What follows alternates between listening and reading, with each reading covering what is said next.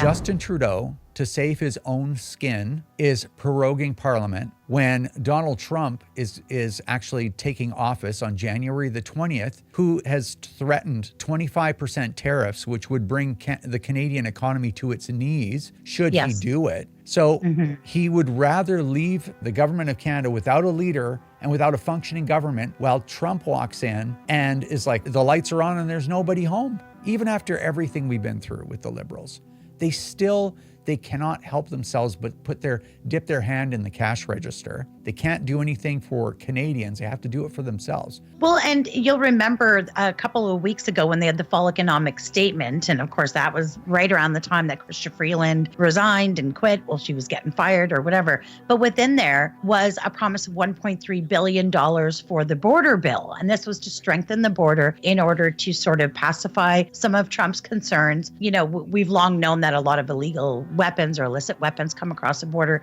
into Canada, but there's a lot of really bad things that come from Canada across the border into the United States as well. Drugs, human smuggling, a bunch of bad stuff. Terrorism. Right? Terrorism. Oh yeah. We got all kinds of terrorism. We got, organized crimes out of control, right? We got all this crazy stuff going on. So in order to pacify him, and I think preemptively to have something to negotiate with when you go into those negotiations about the tariffs, they'd put the funding for the border bill in the following economic statement. But of course that requires legislation. Well, when you prorogue Parliament, all that legislation on the table goes straight into the garbage. So here we are 2 weeks before the incoming president in the United States, who's complained about our weak borders, and he's not wrong. And they said, okay, fine, we're going to spend $1.3 billion on the border and reinforce it. And now they're like, just kidding, that's in the garbage now. You don't even have that to go into the negotiations with. So I think we're in a really, really weak position here.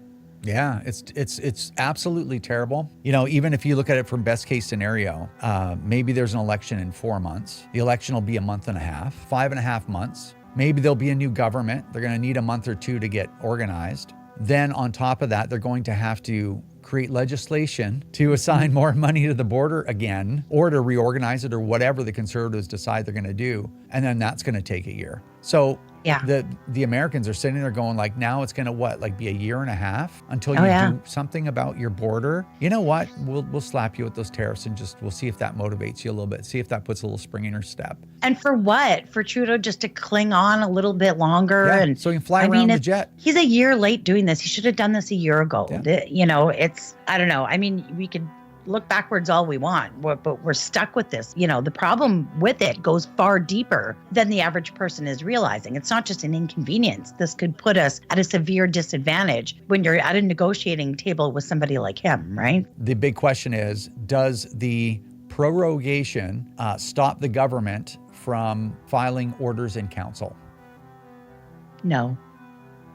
No, that's the bad news. No legislation can be debated, no committees can work, all of that stops. However, they are fully able, and it's within their power to drop OICs. And I would almost venture to say that they would probably be a little more aggressive, because I think they know they're on the very final circle of that flush, they're going down. Yeah. Well, one thing that's important to remember too is they can file OICs, but they do not have enough time to pass legislation. They know that. So if they file any more OICs, it's just out of spite. It's just just to drag gun owners around by the hair through the mud puddle full of broken glass. They're just like, you know what? You guys will never vote for us anyway. We're just going to try to make your life more frustrating and more difficult. But anyway, they promised a couple of new OICs, if you remember, a magazine ban and also a new list of newly prohibited firearms in February. We'll see if they do that. But even if they do. Yeah, it's not going to mean anything. No, it means absolutely nothing, because we know they don't have time to carry this out. They absolutely don't have time now. And so I think it would just be slapping more OICs to punch gun owners in the face. And then, of course, to try and use that later politically to beat up a Poilievre conservative government. So, whatever. I mean, I wouldn't even take it seriously at this point. Yeah. So, and as we may have said before, even if they come out with another gun ban, I hate to say it early, but we're going to win this. Even if they came out with another OIC, it's just an inconvenience. It's just frustrating. Well, now you can't take your guns out until whatever, August or October or November at the latest. Yeah.